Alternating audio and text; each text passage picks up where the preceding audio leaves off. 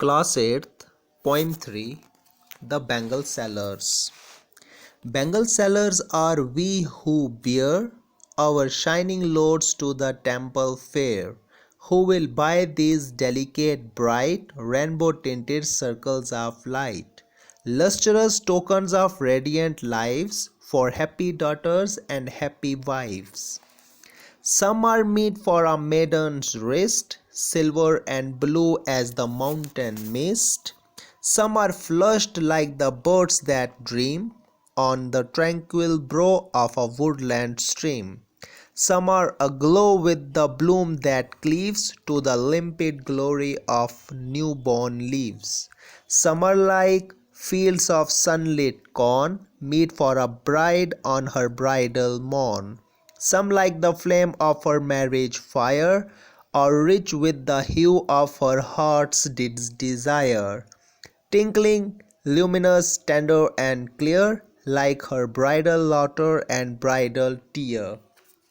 Some are purple and gold-flecked grey, for she who has journeyed through life midway, whose hands have cherished, whose love has blessed, and cradled fair sons on her faithful breast, and serves her household in fruitful pride, and worships the gods at her husband's side. Now, complete translation of the poem The Bengal Sellers. Bengal sellers are we who bear our shining loads to the temple fair, who will buy these delicate, bright, rainbow-tinted circles of light, lustrous tokens of radiant lives for happy daughters and happy wives. तो इस stanza में poet कह रही है, poem has been written by Sarojini Naidu. तो सरोजनी नायडू जी कह रही हैं, चूड़ियाँ बेचने वाले हैं हम, जो उठाकर ले जाते हैं अपने चमकीले ढेरों को मंदिर के मेले में। कौन खरीदेगा ये नाजुक चमकीले, कौन खरीदेगा ये डेलिकेट नाजुक चमकीले, ब्राइट चमकीले, rainbow tinted circles of light, यानी कि इंद्रधनुष से जड़े हुए रंगों से भरे हुए इन रोशनी के सर्कल्स को, घेरों को। Lustrous tokens of radiant lives, चमकीली निशानियाँ चिराग नुमा जिंदगियों की।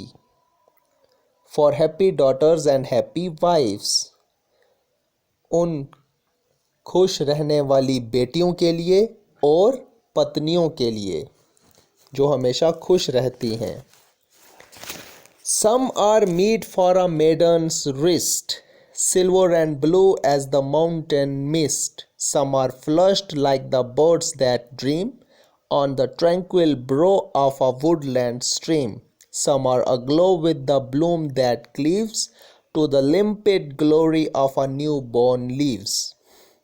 कुछ हैं सही किसी कुंवारी की कलइयों के लिए, चांदी रंगी और नीली जैसी धुंध किसी पहाड़ की। कुछ हैं धुली हुई कलियों के जैसी, जो दिखती रहती हैं हमेशा सपने, ख्वाब, स्वप्न देखती रहती हैं। पुरसकून किनारे पर किसी जंगल की नदी के, वो कुंवारी लड़कियां जो हमेशा सपने देखती रहती हैं सुकून के साथ किसी जंगल की नदी के। कुछ हैं रोशन ऐसी चमक लिए, जो चिपक जाती हैं नए उगे पत्तों की ग्लोरी में। मीन्स उनकी चमकदार ग्लोरी, जैसे जो नए पत्ते निकलते हैं तो जो उनकी ग्लोरी है, उनकी जो चमक है उसके जैसे चिपक जाती हैं। Some are like field of sunlit corn, meet for a bride on her bridal morn. Some like the flame of her marriage fire, or rich with the hue of her heart's desire, tinkling, luminous, tender and clear, like her bridal laughter and bridal tear. कुछ हैं सूरज के किरणों से तेज, मक्के के खेतों के जैसी. यही हैं जो किसी दुल्हन के लिए उसकी शादी वाली सुबह पर, कुछ हैं उसकी शादी के अग्नि के पलटों के जैसी, या फिर उसके दिल की ख्वाहिश के रंग में सराबोर, खनखनाती, चमकीली, नाजुक और साफ. उसकी दुल्हन वाली हंसी और दुल्हन वाले आंसुओं के जैसी. Some are purple and gold-flecked gray, for she who has journeyed through life midway, whose hands have cherished, whose love has blessed, and cradled fair sons on her faithful breast, and serves her household in fruitful pride, and worships the gods at her husband's side. कुछ हैं बैंगनी और सुनहरी, कुछ हैं बैंगनी और सुनहरे रंग वाली, कुछ बुरे रंग वाली, सुनहरे बुरे रंग वाली. उसके लिए जो कर चुकी है जिंदगी का आधा सफ़र, जिसके हाथों ने है पाला, जिसके प्यार ने दी है मुबारक, और झुलाया है सुंदर बेलों के को, जिसने अपनी वफादार छाती पर, और खिदमत करती है जो अपने कुंबे की, अपनी फैमिली की, कुंबे की, परिवार की, जो खिदमत करती है, उनकी सेवा करती है, अपनी फैमिली की, कुंबे की, और करती है देवों की पूजा बैठकर अपने पति के बगल में. तो ये बैंगल सेलर्स बता रहा है, ये इस तरह की मेरे पास बैंगल्स हैं जो हर उम्र की लड़की के लिए मेरे पास अलग अलग रंगों की मेरे पास बैंगल्स हैं, चूड़ियाँ हैं. अब हम देखते हैं textual questions. Question first, who is the speaker in the poem? इस पोइम में स्पीकर कौन है, कौन बोल रहा है ये पोइम? तो स्पीकर कौन है? Here the speaker is a bangle seller. यहाँ पे जो स्पीकर है वो बैंगल सेलर खुद है, चूड़ियों को बेचने वाला खुद ये सब बोल रहा है, बता रहा है. Question two, how are the bangles described in the first stanza of the poem and who are these bangles for? पहले स्टांजा में बैंगल्स को कैसे डिस्क्राइब किया गया है और ये बैंगल्स किसके लिए हैं? The bangles described here are delicate and bright. यहाँ पे जो बैंगल्स को डिस्क्राइब किया गया है कि वो बहुत नाजुक हैं, डेलिकेट हैं और चमकीली हैं, ब्राइट हैं. They look like rainbow tinted circles of light. और वो ऐसी दिखती हैं जैसे कि इंद्रधनुष के रंग जो हैं वो उनसे वो बनी है और वो सर्कल्स ऑफ लाइट हैं, मीन्स घेरे हैं रोशनी के. These bangles are for daughters and wives. और ये जो चूड़ियाँ हैं ये बेटियों के लिए हैं और पत्नियों के लिए हैं. Question 3. The poet uses different similes for the bangles. What are these? Poet ने different similes use की हैं bangles के लिए. वो कौन कौन सी similes हैं? The similes used in the poem are silver and blue as the mountain mist. तो इसमें जो सिमिलीज यूज हुई हैं इस पोइम में वो एक हुई है ये silver and blue as the mountain mist, silver colour की और ब्लू कलर की जैसे कि माउंटेन मिस्ट होती है, तो ये सिमिली यूज हुई है बैंगल्स के लिए। उसके बाद flushed like the birds that dream, धुली हुई है जैसे नई कोंपलें जो कि सपने देखती हैं। Like fields of sunlight corn, और खेत जैसे मक्के के रोशनी से शराबोर, तो ये सिमिली यूज हुई है। उसके बाद like the flame of her marriage fire, और जैसे कि उसकी शादी में जलने वाली आग की लपटें, इस तरह का रंग है इन चूड़ियों का, तो ये सिमिली यूज हुई है। उसके बाद like her bridal laughter and bridal tear, जैसे दुल्हन की हंसी और दुल्हन के आंसू, तो ये सभी सिमिलीज यूज हुई हैं इस पोइम में। Question 4, name the different colours of bangles mentioned in the poem, what do these colours represent. तो इन सभी कलर्स के नेम बताओ जो इस पोइम में मेंशन हुए हैं बैंगल्स के लिए, और ये सभी कलर्स क्या रिप्रेजेंट करते हैं। The different colours mentioned in the poem are, तो डिफरेंट कलर्स जो मेंशन्ड हुए हैं इस पोइम में वो कौन कौन से हैं। Silver, blue, purple, golden and rainbow tinted, तो ये सभी कलर्स यूज हुए हैं इस पोइम में।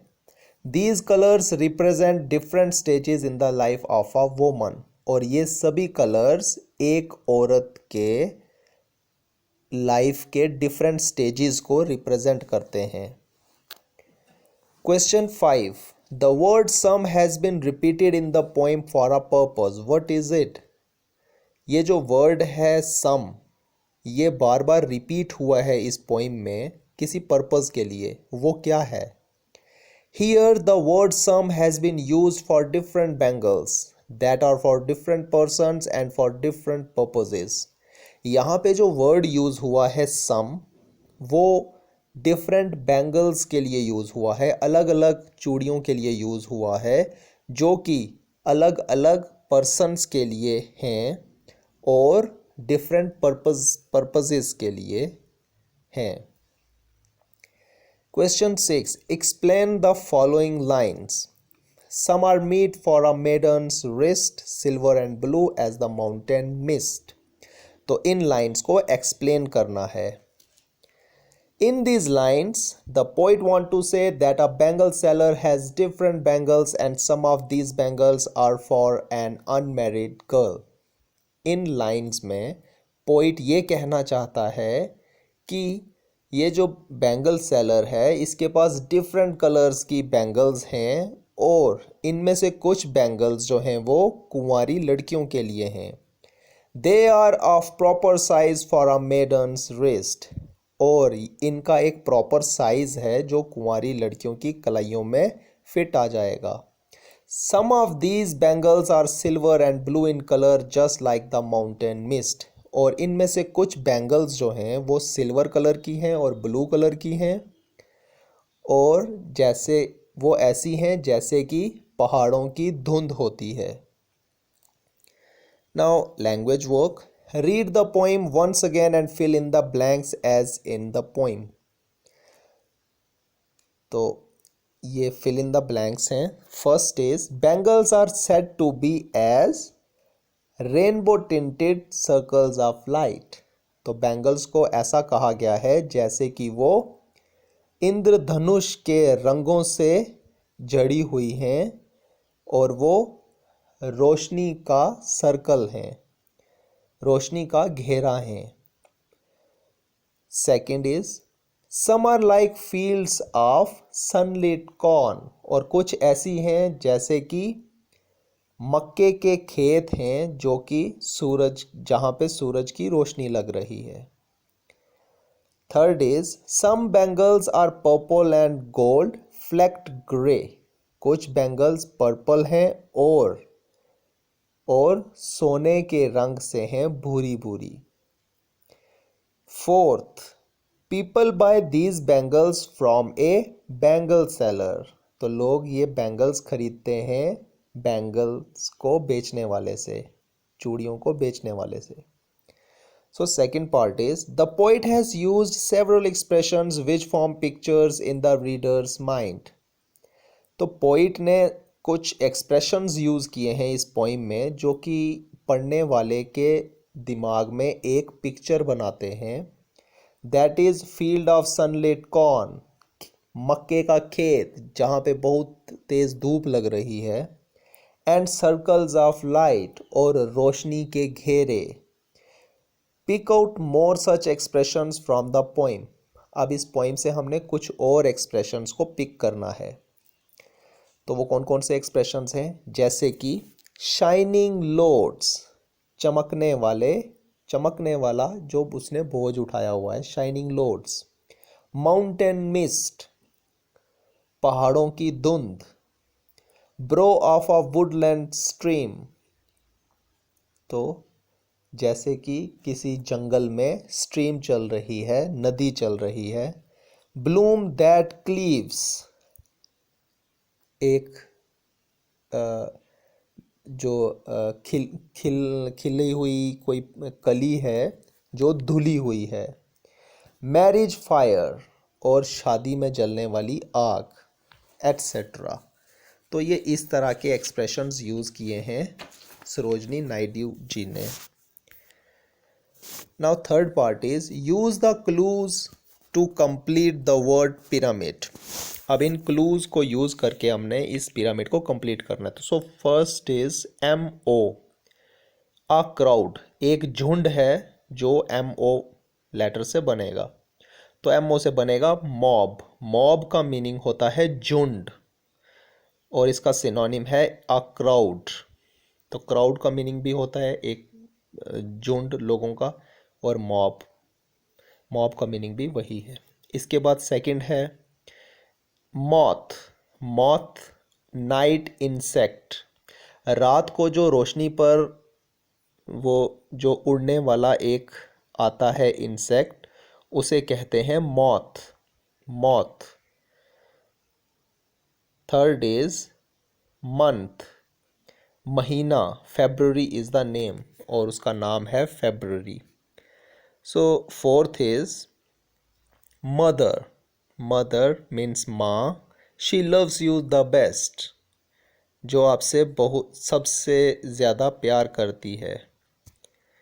इसके बाद है morning, the early part of the day, सुबह, जो दिन का सबसे पहला समय होता है। And the last one is mountain, a very high place to climb, पहाड़ जो सबसे ऊंची चीज़ है चढ़ने के लिए।